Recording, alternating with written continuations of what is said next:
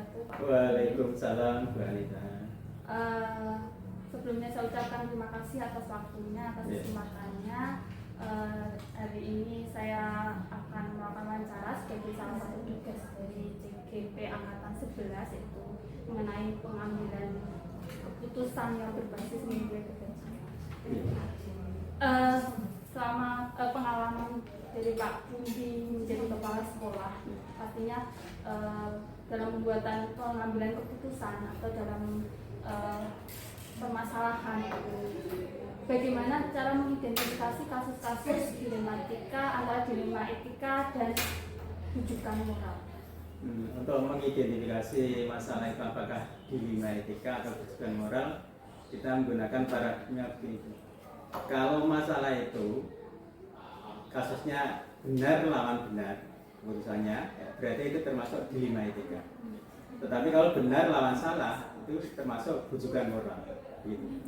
Berarti ini apa ya, dilema etika benar lawan benar, juga moral benar lawan salah. Jadi mungkin dalam pengambilan keputusan lebih mudah rujukan moral ya, karena sudah jelas. Kemudian bagaimana Pak Pundi menjalankan pengambilan keputusan di sekolah, terutama untuk kasus-kasus di mana ada dua kepentingan yang sama-sama benar. Nah, apabila ada dua kepentingan yang sama-sama benar, kita ambil, kita lihat resikonya. Kemudian dari kasus itu kepentingannya apa, sehingga dari keputusan yang kita ambil nanti tidak menimbulkan suatu masalah yang baru atau menimbulkan risiko yang berat. Kita ambil risiko yang paling kecil dari keputusan itu, karena keputusannya kan benar dengan benar, maka risiko terkecil itulah yang kita ambil. Gitu. Kemudian langkah-langkah atau prosedur dalam pengambilan keputusan, kan kadang harus segera diputuskan. Ya. Nah, untuk langkah-langkahnya kita identifikasi masalahnya terlebih dulu. Kemudian kita konfirmasikan fakta-fakta yang ada di lapangan apa saja, kemudian pihak mana saja yang terkait, kemudian baru kita menguji apakah ini dilema etika atau rujukan moral. Nah, setelah kita ngambil kesimpulan, kita juga masih menguji lagi apakah kesimpulan yang kita ambil itu sudah sesuai atau belum. Nah, setelah itu masih kita pikirkan lagi efek dari keputusan kita. Mungkin di tengah jalan nanti ada keputusan baru yang lebih menguntungkan. Nah, itu kita ambil yang terbaik. Gitu. Kemudian hal apa saja yang dianggap efektif dalam pengambilan keputusan pada kasus dilema etika? Untuk efektivitasnya, kita lihat urgensitas daripada atau tingkat dari kepentingan dari keputusan tadi. Masalahnya apa? Kemudian tingkat kesulitannya apa, maka kita bisa mengambil suatu keputusan berdasarkan dari kebutuhan yang mendesak atau tidak dari keputusan tersebut. Kemudian tantangannya Pak dalam pengambilan keputusan. Ya, tantangannya otomatis keputusannya dulu. Apakah itu berpihak pada murid atau tidak, kemudian risiko kedepannya bagaimana, kemudian efek yang kita ditimbulkan dari keputusan tadi. Itu risiko terbesar itu keputusannya. Apakah Pak Pundi memiliki sebuah jadwal tertentu dalam sebuah penyelesaian? Apakah harus menyelesaikan di tempat atau memiliki sebuah jadwal untuk menyelesaikannya? Bentuk prosedur seperti apa?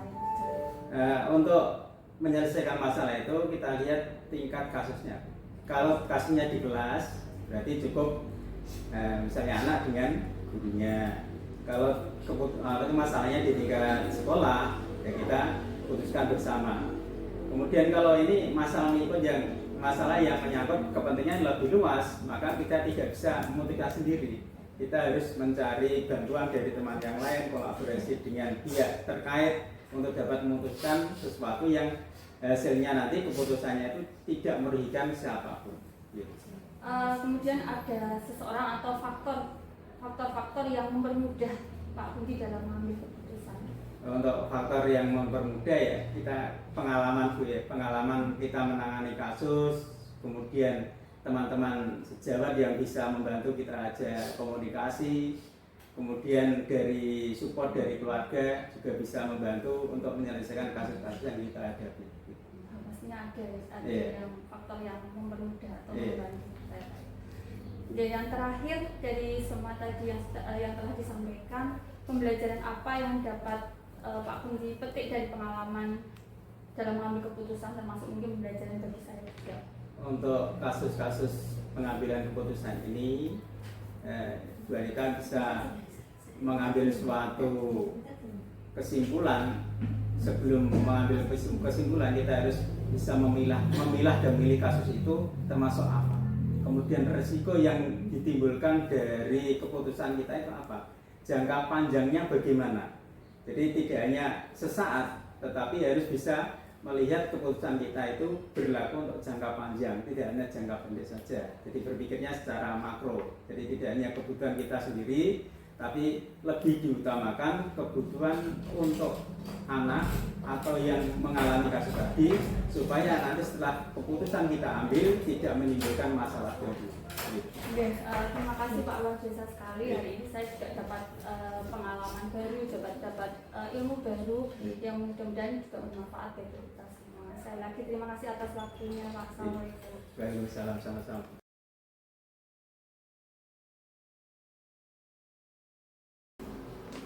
Assalamualaikum Pak Sifat.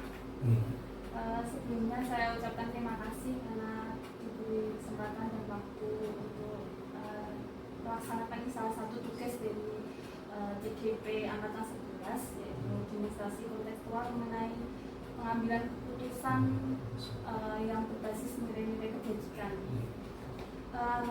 Ini ada beberapa pertanyaan yang akan saya tanyakan berdasarkan pengalaman Pak Siva selama jadi kepala sekolah ataupun mungkin sebagai guru. Yang pertama kan selama ini selama jadi kepala sekolah mungkin banyak keputusan-keputusan yang diambil, kemudian ada banyak masalah-masalah yang dihadapi. Ini berhubungan dengan dilematika sama rujukan sosial. Saya yakin Pak Siva sudah paham itu. Untuk mengidentifikasi kasus-kasus yang merupakan dalam dilema etika, mana yang rujukan sosial itu gimana Pak? Terima kasih Mbak. Mudah-mudahan nanti saya bisa membantu panjenengan untuk melaksanakan tugas ini. Sebelumnya, istilahnya perlu untuk menjadi catatan bahwa pengalaman ketika menjadi kepala sekolah, saya belum begitu banyak nih, istilahnya baru 1 semester ini. Tapi walaupun baru 1 semester, saya rasa saya dihadapkan memang pada beberapa keputusan yang berkaitan dengan dilema etika maupun dengan rujukan moral. Nah, ketika ada sebuah permasalahan, entah itu nanti arahnya ke dilema etika atau ke rujukan moral, tentu sebelum mengarah kepada sebuah keputusan, saya harus melakukan semacam identifikasi. Identifikasi artinya adalah saya harus tahu betul apa yang menjadi latar belakang permasalahan itu muncul. Nah, sehingga paling tidak ketika ada permasalahan, maka saya berusaha untuk mendapatkan informasi baik dari yang bersangkutan maupun dari orang-orang yang di sekitarnya atau sumber lain yang mengetahui latar belakang terjadinya permasalahan itu. Nah, dari sanalah kemudian saya mencoba untuk mengidentifikasi apakah ini termasuk dalam kategori yang dilema etika ataukah rujukan moral. Jadi lewat identifikasi, bertanya ke berbagai macam pihak yang tahu, artinya tidak hanya satu sumber saja. Kemudian kita lihat permasalahannya, kita kaji, kemudian nanti kita akan lebih mengedepankan ke dialog biasanya. Jadi kita akan dialog dengan yang bersangkutan, baik apakah itu permasalahan yang dialami oleh guru maupun yang berhubungan dengan siswa atau bahkan mungkin juga dengan orang tua. Jadi mencari sumber yang benar, mendapatkan berbagai macam data, kemudian kita berdialog, bermusyawarah untuk kemudian mengidentifikasi lebih lanjut permasalahan. Tadi antara dilematika sama rujukan sosial. Kalau rujukan sosial itu kan antara benar dan salah, dan dilematika antara benar dan benar. keputusan moral itu ya jelas, jelaskan benar ini salah.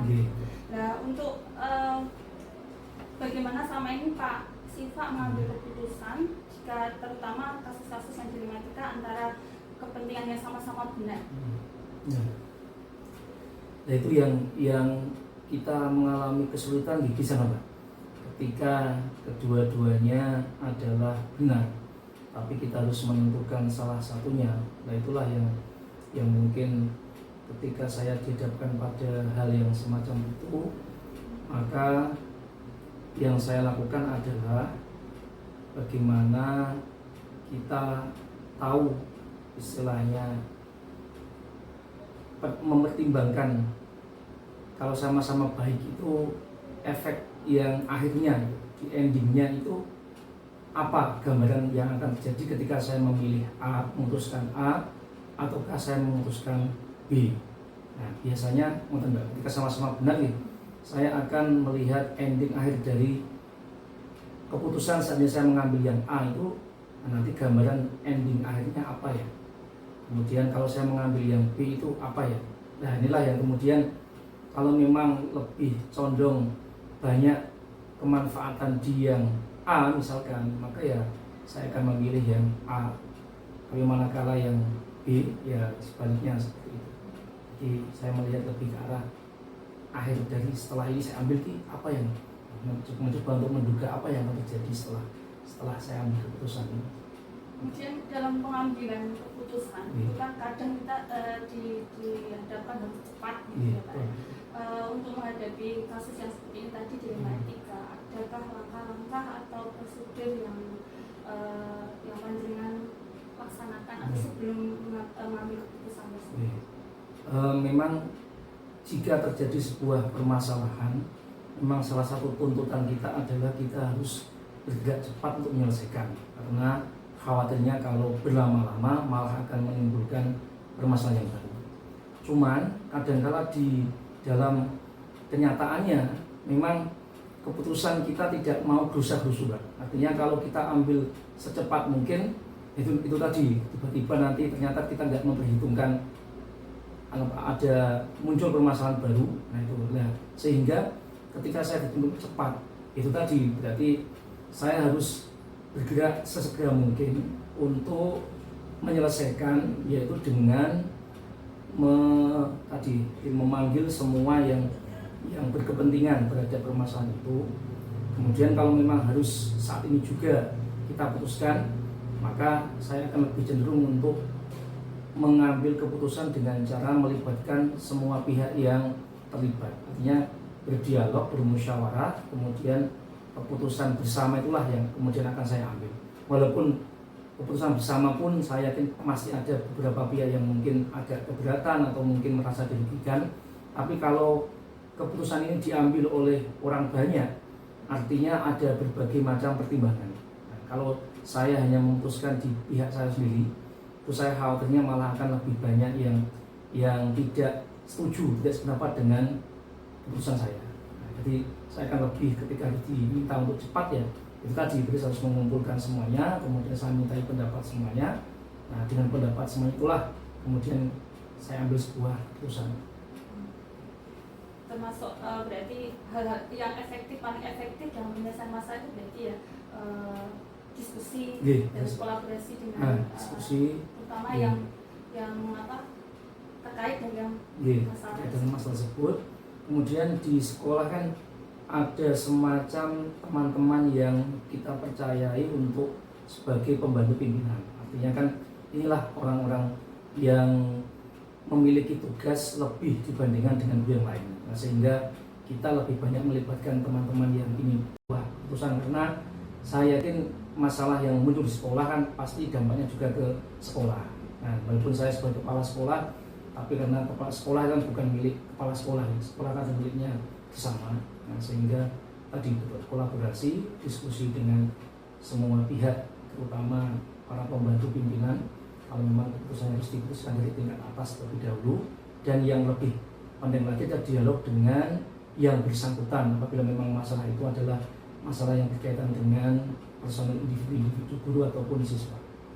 Kemudian tantangannya Pak dalam pengambilan keputusan, terutama yang tantangannya gini Mbak.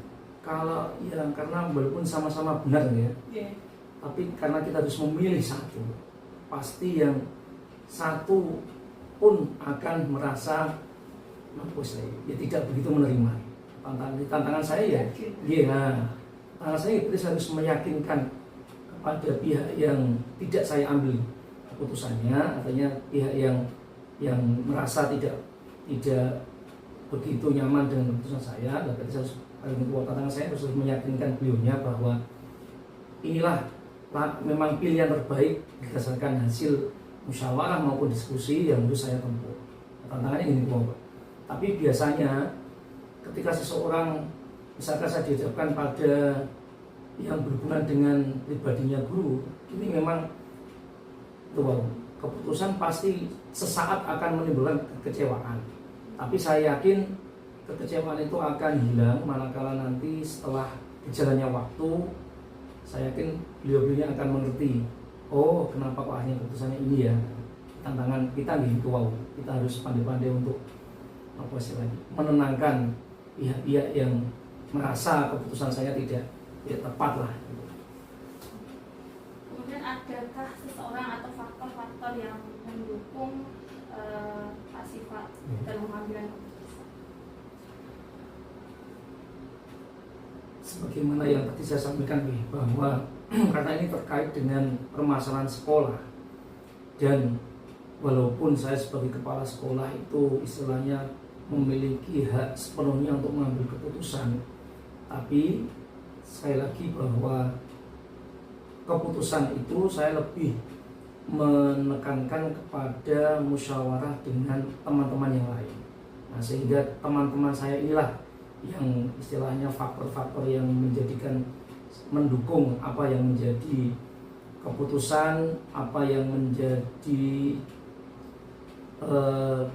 penyelesaian jalan, apa yang memunculkan penyelesaian. Ya teman-teman yang tidak ada di sekitar saya ini, itu yang menjadi faktor utamanya gini Bang. Dengan adanya teman-teman saya yang sudah kita percaya, tentunya kita punya satu